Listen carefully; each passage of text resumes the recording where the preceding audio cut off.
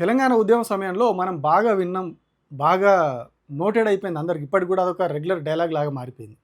2 కళ్ళ సిద్ధాంతం. చంద్రబాబు నాయుడు చెప్తాడు, నాకు 2 ప్రాంతాలు 2 కళ్ళ లాంటి, ఈ 2 కళ్ళు నాకు ముఖ్యమే అని చెప్పి ఆయన 2 కళ్ళ సిద్ధాంతాన్ని ఒకటి ప్రస్తావిస్తాడు అప్పుడు. సో ఇప్పుడు మళ్ళీ చంద్రబాబుని ఎందుకు గుర్తు చేసుకుంటున్నాం, ఆ 2 కళ్ళ సిద్ధాంతం ఎందుకు గుర్తు చేసుకుంటున్నాం అంటే, కాంగ్రెస్ పార్టీ వ్యవహరిస్తున్న తీరు చూస్తే కాంగ్రెస్ పార్టీ చేస్తున్నటువంటి రాజకీయాలు సేమ్ అట్లనే ఉన్నది. అది కూడా ఇద్దరు కూతుళ్ళకు సంబంధించినటువంటి అంశం. ఆ కూతుళ్ళు ఎవరో కాదు, ఒకరు కేసీఆర్ కూతురు కల్వకుంట్ల కవిత, ఇంకొకరు మంత్రి కొండా సురేఖ కూతురు సుష్మితా పటేల్. ఈ ఇద్దరి విషయంలో కాంగ్రెస్ పార్టీ వ్యవహరిస్తున్న తీరు కొంచెం ఆసక్తికరంగా, కొంచెం కాదు చాలా ఆసక్తికరంగా ఉన్నది. అంటే వాళ్ళు ఎటువైపు అయితే అటు మాట్లాడడం అంటారు కదా, అట్లా వాళ్ళకి ఎటు అనుకూలంగా ఉంటే అటు ఎట్లా మాట్లాడుతున్నారు, రాజకీయం ఎట్లా డైవర్ట్ చేస్తున్నారు అనేది ఇక్కడ మనకు క్లియర్గా అర్థమైపోతుంది ఈ సినిమా అంతా ఒకసారి మనం పరిశీలిస్తే. కవిత ఎప్పుడైతే బయటకు వచ్చి పార్టీ పెట్టడం, తండ్రి పైన, అన్న పైన, హరీష్ రావు వీళ్ళందరి పైన, సంతోష్ రావు పైన ఎప్పుడైతే విమర్శలు చేయడం మొదలుపెట్టిరో, కాంగ్రెస్ పార్టీ ఒక స్టాండ్ ఎత్తుకున్నది. కవిత మాట్లాడిన వాటన్నిటిని కూడా వీళ్ళు సోషల్ మీడియాలో ప్రమోట్ చేయడం, కవితకి సపోర్ట్గా, అంటే కవిత ఏదైతే బీఆర్ఎస్ పార్టీని టార్గెట్ చేస్తున్నది, కేసీఆర్ను వాళ్ళ దగ్గర వ్యక్తులందరినీ టార్గెట్ చేస్తున్నది కాబట్టి దాన్ని మనం వాడుకుంటే మనకు మైలేజ్ చేస్తారన్న ఉద్దేశంతో ఆ అంశాలన్నీ కూడా బాగా హైలైట్ చేసిర్రు. కవితకు చాలా సపోర్ట్ చేశారు. మొత్తం ఎంటైర్ కాంగ్రెస్ సోషల్ మీడియా అంతా కూడా కవిత పోస్టులను చాలా వైరల్ చేశారు. ఆమె మాట్లాడిన మాటలు కావచ్చు, రకరకాలుగా చేసి ఆమె చెప్పే అన్ని వాస్తవాలే.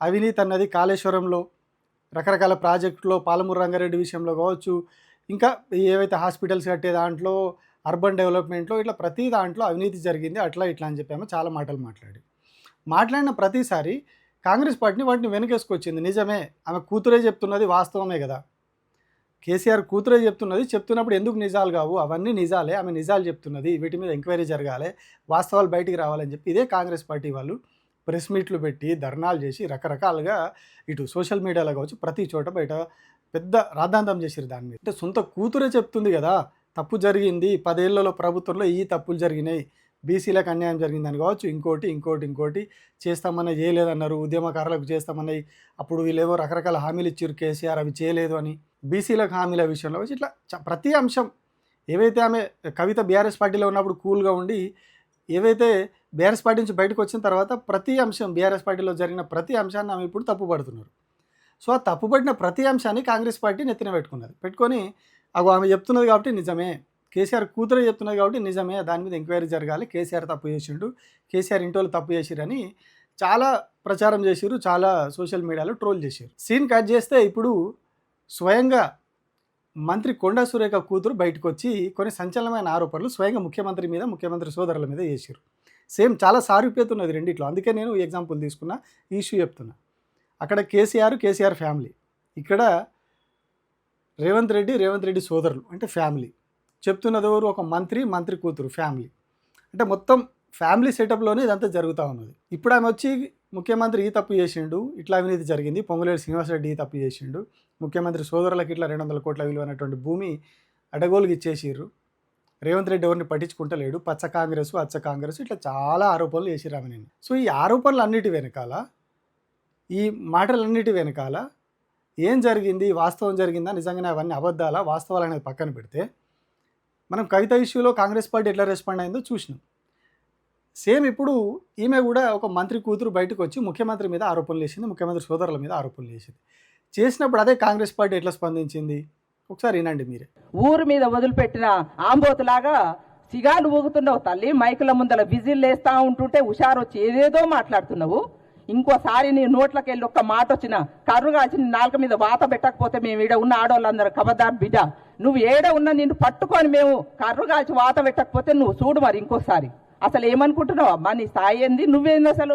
వంతన మీద, కుటుంబం మీద బ్లాక్మెయిల్, బెదిరింపులా?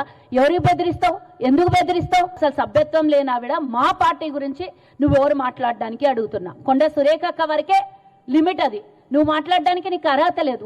ఎంతో బాధపడాలా అవి మళ్ళీ తీసుకోవాలి వెనక్కి అని అంటే, ఇప్పుడు నువ్వు చేసిన దానికి నీ తల్లి తలదించుకునే పరిస్థితి వచ్చింది. ఆల్రెడీ క్షమాపణ చెప్పిన సంగతి మర్చిపోయినావమ్మా.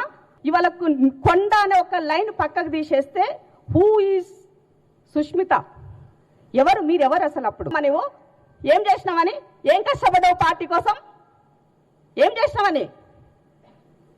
ఇక్కడ ఉన్న ఈ ప్యానెల్లో ఉన్న 5 కూడా 10-15 సంవత్సరాల నుంచి దొబ్బించుకుంటున్నాం. రచ్చ చేస్తున్నావు. బీఆర్ఎస్ బీజేపీలు వెకిలి నవ్వులు నవ్వుకుంటున్నారు. వీళ్ళంతా కాంగ్రెస్ పార్టీ మహిళా నాయకులు. ఏం తిడుతున్నారు చూడరు, ఎట్లా తిడుతున్నారు చూడరు. సొంత మంత్రి కూతురునే వాళ్ళే తిడుతున్నారు. తల్లి పేరు ఖరాబ్ చేస్తున్నావు, నువ్వు ఇష్టం వచ్చినట్టు మాట్లాడతావా, నోటికి ఎంత వస్తుందంత మాట్లాడతావా, పెద్దంతరం చిన్నంతరం లేదా, ఆవేశంలో ఎన్నైనా మాట్లాడవచ్చు కానీ ఆలోచించిన నిర్ణయం తీసుకోవాలి, ఏండ్లకి ఏం లీడు ఉన్న మాకే టికెట్లు గతి లేవు, నీకెడికి వెళ్ళి వస్తుంది. ఇవన్నీ పాప మా నాయకులందరూ, మా మహిళా నాయకులందరూ మాట్లాడి వాళ్ళ ఆవేదన అంతా లేకపోయారు. కేసీఆర్ కూతురు కవిత ఆరోపణలు చేసినప్పుడేమో అవి నిజం, కేసీఆర్ తప్పు చేశాడు.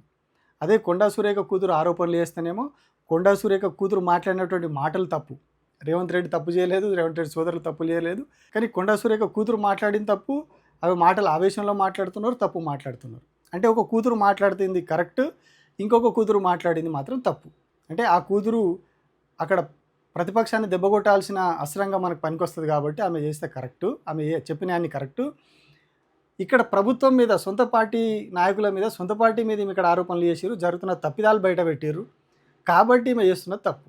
అక్కడ కేసీఆర్ది తప్పు, ఇక్కడ రేవంత్ రెడ్డి తప్పు కాదు, రేవంత్ రెడ్డి సోదరుల తప్పు కాదు, సుష్మిత పటేల్ది తప్పు. సో ఎంత డిఫరెన్స్ చూడురి. సేమ్ ఇంకొక ఎగ్జాంపుల్ కూడా ఉంటుంది. కవిత విషయంలో కొన్ని బీఆర్ఎస్ పార్టీ నుంచి సోషల్ మీడియాలో కావచ్చు, బీఆర్ఎస్ పార్టీ మహిళా నాయకులు కావచ్చు, ప్రెస్ మీట్ పెట్టి కొన్ని నువ్వు ఇట్లా తండ్రిని అది చేస్తున్నావు, తండ్రిని ఏడిపిస్తున్నావు, ఇది కరెక్ట్ కాదు అదని చెప్పి వాళ్ళు మాట్లాడితే అప్పుడు ఇదే కాంగ్రెస్ వాళ్ళు వెనకేసుకొచ్చారు కవితని. ఇట్లా మాట్లాడతారు, ఒక ఆడబిడ్డను మీరు బయటికి పంపించి ఇట్లా చేస్తారా, ఇట్లా మాట్లాడతారా అని ఇదే కాంగ్రెస్ వాళ్ళు అక్కడ సపోర్ట్గా పోయారు, కూతురికి సపోర్ట్గా పోయారు. ఇప్పుడు మళ్ళీ అదే కాంగ్రెస్ వాళ్ళు వచ్చి సుష్మిత పటేల్ తప్పు, అట్లా మాట్లాడడం, ఆమె అట్లా మాట్లాడు కరెక్ట్ కాదు, ఆమెదే తప్పు అని చెప్పి ఎత్తి పొడుస్తూ ఉన్నారు. అంటే రాజకీయాలు అంటేనే అవకాశవాదం అయిపోయింది. దానికి ఇది బెస్ట్ ఎగ్జాంపుల్. అంటే అక్కడ కేసీఆర్ను కొట్టాలి కాబట్టి కవిత ఏం చెప్పినా ఏం చేసినా కరెక్టే అవుతుంది. ఇక్కడ మన మీదకి వచ్చింది, మన ముఖ్యమంత్రి మీదకి వచ్చింది, మన అధికార పార్టీ మీదకి వచ్చింది కాబట్టి పాపం సుష్మిత పటేల్ ఏం చెప్పినా కూడా తప్పు, సుష్మిత పటేల్ ఆవేశంతో మాట్లాడుతున్నారు. సో ఇట్లుంటాయి రాజకీయాలు. అంటే మనకి ఎటు అనుకూలంగా ఉంటే అటు మాట్లాడాలి, ఎటు అనుకూలంగా ఉంటే చేయాలి. అక్కడొక ఆడబిడ్డనే మహిళనే, ఇక్కడొక ఆడబిడ్డ, ఈమె కూడా మహిళనే. ఆమె కవిత గతంలో పదవులు అనుభవించున్నారు, మళ్ళీ పదవులు ఆశించారు, ఇప్పుడు నేను ముఖ్యమంత్రి కావాలనుకుంటారు. సో ఇక్కడ ఈమె ఎమ్మెల్యే కావాలనుకుంటుంది. సో చాలా సారూప్యతలు ఉన్నాయి వీళ్ళిద్దరి మధ్యలో. కేసీఆర్ ముఖ్యమంత్రి అయి ఉండొచ్చు కాక గతంలో, కాకపోతే కొండా సురేఖ అంతకంటే ముందు నుంచి కూడా కేసీఆర్ ముఖ్యమంత్రి అవ్వకముందు కూడా ఆమె ఎమ్మెల్యేగా ఉన్నారు. గత రాజశేఖర రెడ్డి హయాంలో కూడా అప్పటి నుంచి కూడా ఆమె ఎమ్మెల్యేగా కొనసాగుతూ ఉన్నారు. సో అంటే ఆమె కూడా అక్కడ కూడా పొలిటికల్ కెరీర్ పెద్దదే, ఇక్కడ కేసీఆర్ పొలిటికల్ కెరీర్ పెద్దదే. సో చాలా సారూప్యతలు ఉన్నాయి ఇష్యూలో. అయితే కాంగ్రెస్ వివరిస్తున్న తీరు ఇక్కడ, అక్కడనేమో అటు తిట్టాలి, అక్కడ బీఆర్ఎస్ది తప్పనాలి, కేసీఆర్ది తప్పనాలి, ఇక్కడ మాత్రం పాపం సుష్మిత పటేల్ది తప్పనాలి.